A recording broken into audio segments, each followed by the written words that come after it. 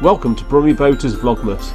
We'll be looking at some history of the canals, some history of Birmingham, and some other cool stuff as we go through the month. Day 2, Edgbaston Reservoir. Located just outside the city centre, Edgbaston Reservoir was originally a small pool named Roach Pool. Situated in Rotten Park, it was extensively enlarged by Thomas Telford between 1824 and 1829 to supply water to the Birmingham-Wolverhampton levels of the Birmingham Canal Navigation's canal system.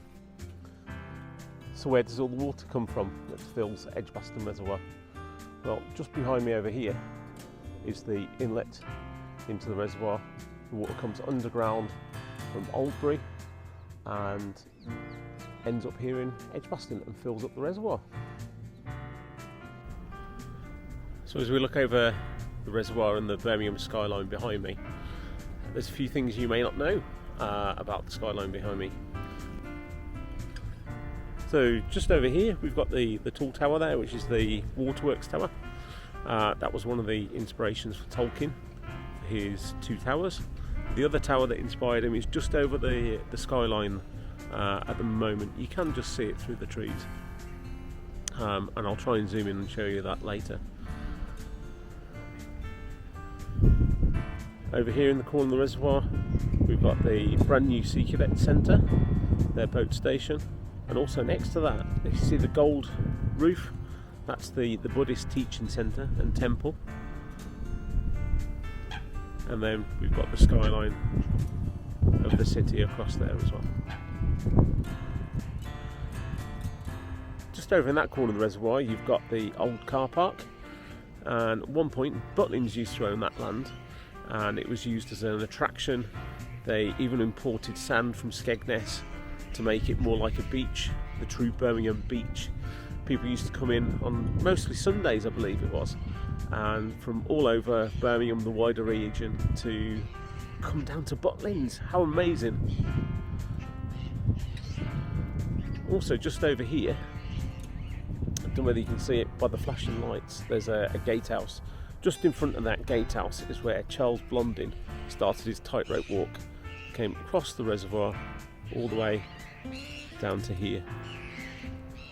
Charles Blondin was fresh from walking across the Niagara Falls on a tightrope, and he did a bit of a tour across the Europe and possibly the world, I can't quite remember,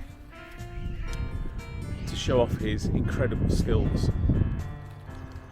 One of my favourite facts about the reservoir is that it very nearly became a zoo that incorporated the water. So just over there you'd get the elephants in the water, the tigers would be in the cage on the car park, and all sorts.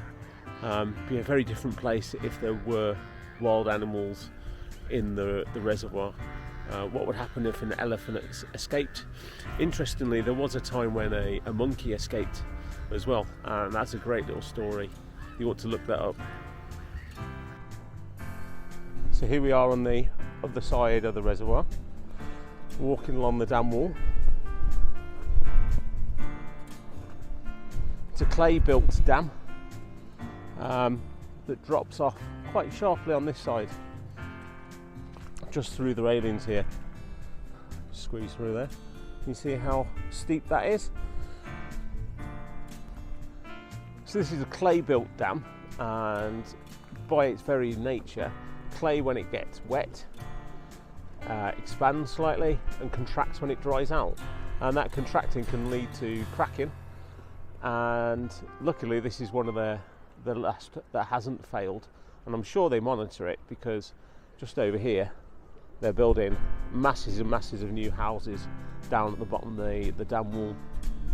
So hopefully they'll have done their checks on the dam to make sure that it's not going to fail.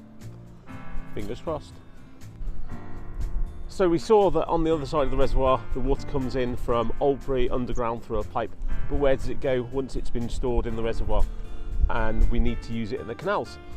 So along the dam wall here there's a few winches, and these winches operate what is essentially a massive drain plug on the base of the reservoir, but not quite the very bottom of the reservoir. They've designed it so that it'll never dry out to preserve some of the fish life that are in there.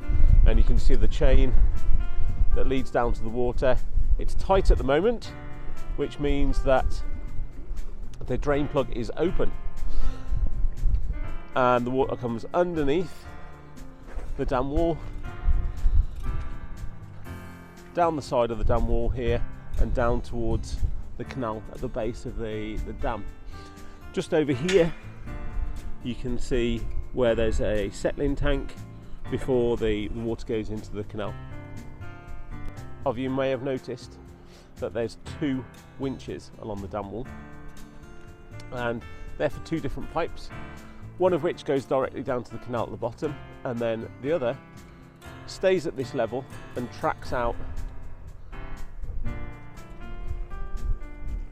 across this height and joins the canal at engine arm. I'm sure I'll do another episode on the port loop, but down here we've got the CRT yard. These buildings down here used to be stables and stores for the workers that were making the canals, building the canals. The building in the yard here is said to be the surveyor's office. Perhaps that was even James Brindley's office as he looked out across the reservoir, across the canal, and surveyed the work that was being done. And then across here you've got all these brand new houses. Today the reservoir is home to the Sailing Club, the Sea Cadets, the Rowing Club, Friends of Edgbaston Reservoir group. All sorts of different groups use the reservoir. And that was a brief introduction to Edgbaston Reservoir. Join us tomorrow for the next edition of Vlogmas.